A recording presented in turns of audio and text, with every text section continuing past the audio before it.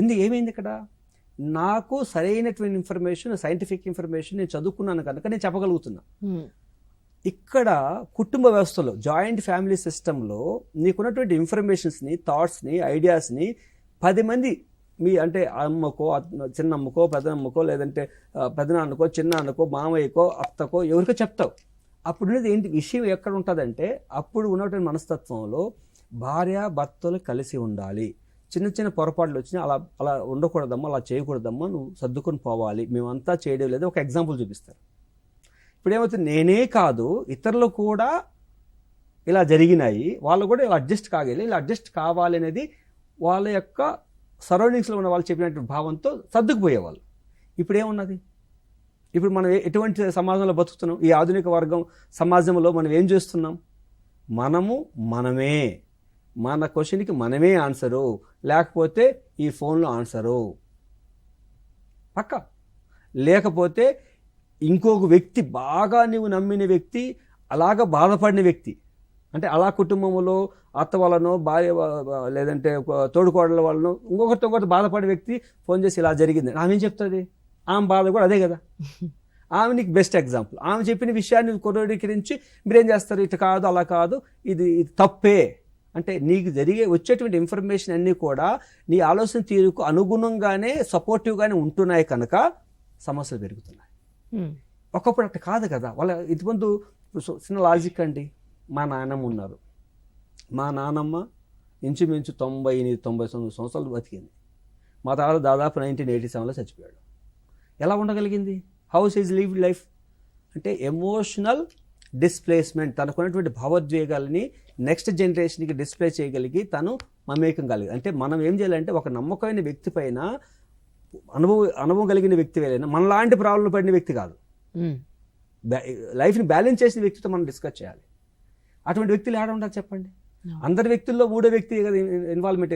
ఉదాహరణకి చాలామంది చెప్తూ ఉంటారు, సార్ మా భార్య ఈ రోజు కూడా వాళ్ళ అమ్మ అన్నం తినిపిస్తుంది సార్, కనీసం నేను ఏదో అల్లారు ముద్దుగా మీ ఇద్దరు కూర్చొని అంటే నాకు నచ్చదు, మా అమ్మ తినిపిస్తుంది, తినేట అనిపిస్తుంది. ఏం చేస్తాడు ఈయన? ఇది జరిగింది, నేను చెప్పే 2005లో. నేను 2005లో ఒక ఫ్యామిలీలో చూస్తే అతను వచ్చినటువంటి సరే అచ్చట ముచ్చట తీసుకునేందుకు కూడా లేకుండా ఉంది సార్ నా పరిస్థితి. ఏదో 4 సార్లు వచ్చి కూర్చొని ఇద్దరు భార్యాభర్తలు అన్నోన్యంగా తిన్నాము, చేసుకుంటాము అంటే మా అత్తమ్మ గారు అమ్మ రామతి భోజనం పెడతా అంటుంది.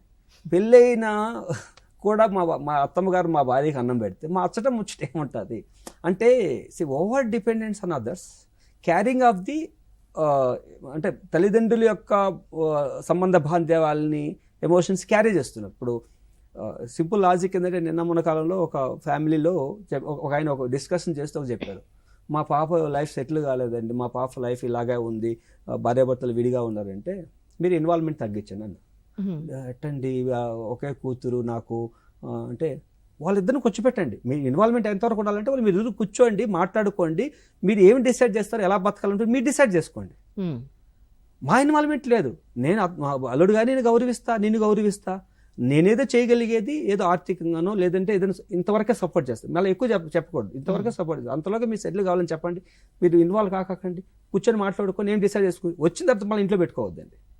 అంటే ఒక షెల్టరు కూతురికి నా భర్తతో నేను గొడవ పడినా కూడా మా అమ్మ నా ఇంటికి పోయి నేను కూర్చోవచ్చు అనుకుంటే రేపు ఆమె గొడవ పడుతూనే ఉంటుంది. ఆమె లైఫ్కి ఇండిపెండెన్స్ తీసుకురండి. అదే ఫారిన్ కంట్రీస్లో ఒక 16-18 సంవత్సరాలు వస్తానే నువ్వు బతకాల్సిందే కదా.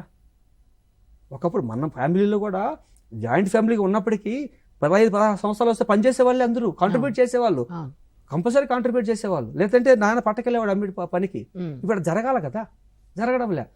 పెళ్లి కాకముందు, పెళ్ళైన తర్వాత, పిల్లలు కడిన తర్వాత కూడా తల్లిదండ్రులు సహకరిస్తే వాళ్ళ ఇండిపెండెన్స్ ఎప్పుడు వచ్చిందండి?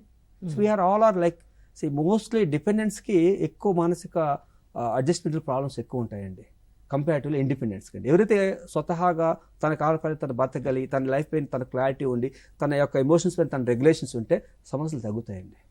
అప్పుడు ఇలాంటి సమస్యలు తగ్గినటువంటి వాతావరణం పెరిగిన పిల్లలు మూర్తిమత్వం కానీ, లెర్నింగ్ ఎబిలిటీస్ కానీ, ఫ్యూచర్ ప్రిడిక్షన్స్ కానీ కన్సిస్టెన్సీ ఉంటుంది. ఎప్పుడు గొడవ పడతారో, ఎప్పుడే ఉంటుందో, ఏ స్కూల్లో పెడతారో, ఏ స్కూల్లో తీసేస్తారో, ఫీజు కడతారో లేదు, ఇవన్నీ ఇన్సెక్యూరిటీస్ వస్తాయి కదా. వచ్చినట్టు వాళ్ళు పెంపకం సరిగా ఉండదు కదా. So will go for the inferiority complex, ashamedness వస్తుంది, ఇవన్నీ వస్తుంటాయి. ఉదాహరణకి ఒక తల్లిదండ్రులు ఇంట్లో ఉండారు, తండ్రి తాగొచ్చినాడు, తాగొస్తే తండ్రిగా తాగొచ్చింది, పిల్లలకి ఏం లేదు. తండ్రి తాగొచ్చి మాట్లాడే శబ్దాలు పక్కింటి ఆంటీని పొద్దున ఏంట్రా మీ నాన్న రాత్రి గొడవ పడతా ఉన్నట్టుందంటే తలెత్తుకొని ఏం చెప్తాడు? చెప్పుకోవాలి, అషేమ్గా ఫీల్ అవుతాడు. ఇలాగా రేపొద్దున పక్కింటి ఆంటీతో మాట్లాడడం మానేస్తే, పక్కన ఆంటీ పిల్లలతో మాట్లాడడం మానేస్తే ఒంటరిగా ఏర్పడుతున్నాడు. The future generations mostly going towards loneliness. ఇంకొకటి కూడా ఏంటంటే మన యొక్క విద్యా వ్యవస్థలో కూడా పేపర్ అయితే అన్నీ ఉన్నాయి కానీ ప్రాక్టికల్గా play, social and moral developmental classes లేవండి. అవి వాటిని పెంచడం ద్వారా కూడా వీటిని కొన్ని మినిమైజ్ చేసేదానికి, డిస్ప్లేస్ చేసేందుకు అవకాశం ఉంటుంది. ఉదాహరణకి ఒక డిస్టర్బ్డ్ ఫ్యామిలీలో పెరుగుతున్నటువంటి బాబు ఒక స్కూల్లో ఒక మోరల్ క్లాస్ వినడం ద్వారా కానీ, మోరల్ క్లాసులో తను పార్టిసిపేట్ చేయడం ద్వారా కానీ, ఫిజికల్ యాక్టివిటీలో తను ప్రవర్తించడం ద్వారా కానీ తన యొక్క ఎమోషన్ ప్రదర్శిస్తాడు. ప్రదర్శించినప్పుడు ఆటోమేటిక్గా తను కరెక్షన్ చేసుకునేందుకు ఒక మోరల్ క్లాస్ టీచర్ చెప్తాడు, ఇది తప్పు, ఇది చేయకూడదు, ఏం జరిగిందో నాకు చెప్పు. ఎప్పుడైతే వాళ్ళ అబ్బాయి యొక్క ఫ్యామిలీ డిస్టర్బెన్సెస్ తన ఇంకొక వ్యక్తి, ఒక మెచ్యూర్డ్ టీచర్ వినగలిగినాడంటే మంచి సలహాలు ఇస్తాడు, ఆ పిల్లవాడు మార్పు చెందేందుకు అవకాశం ఉంటుంది. ఇంత సిస్టమ్ ఉందండి.